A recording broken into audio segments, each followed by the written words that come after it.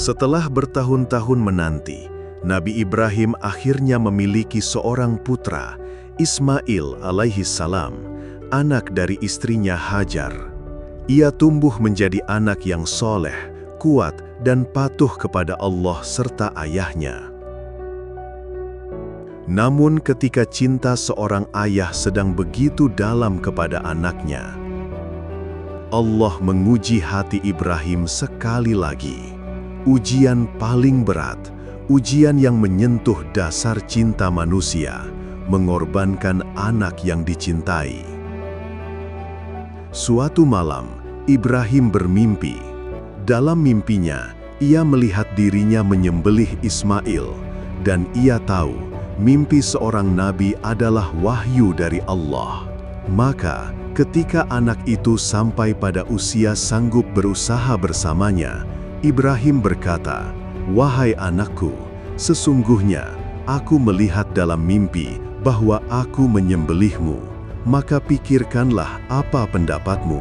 Quran Asy-Syaffat ayat 102. Ibrahim tidak menyembunyikan mimpi itu dari putranya. Ia ingin mengajarkan bahwa perintah Allah adalah yang paling tinggi, bahkan jika harus mengorbankan apa yang paling kita cintai. Ismail yang masih remaja, tidak takut, tidak menangis, dan tidak menolak.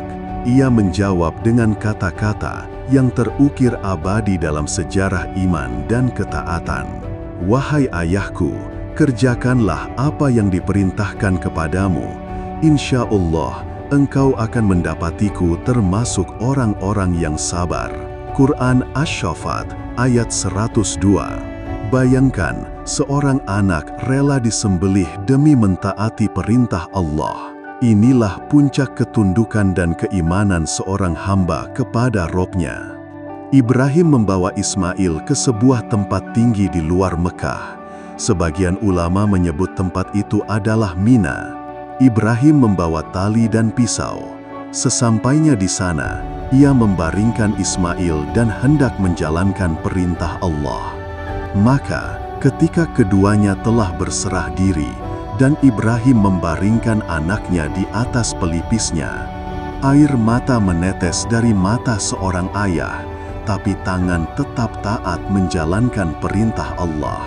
Ia mengarahkan pisau, namun pisau itu tidak memotong. Saat itu, Allah menyeru, "Wahai Ibrahim, sungguh engkau telah membenarkan mimpi itu. Sesungguhnya, demikianlah kami memberi balasan kepada orang-orang yang berbuat baik." Lalu Allah mengutus seekor domba besar dari surga sebagai tebusan. Dan kami tebus anak itu dengan seekor sembelihan yang besar. Quran Asy-Syaffat ayat 107. Ismail diselamatkan dan digantikan dengan kurban dari langit.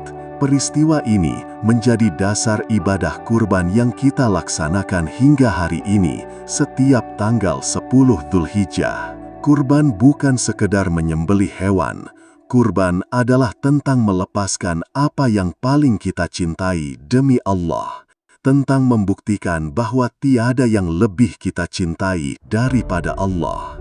Dan dari peristiwa ini, kita belajar, cinta kepada anak tidak boleh melebihi cinta kepada Allah. Kepatuhan kepada perintah Allah harus di atas segala pertimbangan dunia. Ketakwaan dan sabar akan selalu berbuah pertolongan. Peristiwa pengorbanan ini kini menjadi bagian dari ibadah haji dan hari besar umat Islam, Idul Adha. Tanggal 10 Dzulhijjah, umat Islam di seluruh dunia melaksanakan ibadah kurban. Sementara para jamaah haji melakukan mabit di Muzdalifah, lempar jumrah Aqabah, menyembelih kurban, tahallul mencukur rambut, tawaf ifadah. Semua ini adalah warisan langsung dari Nabi Ibrahim dan Nabi Ismail.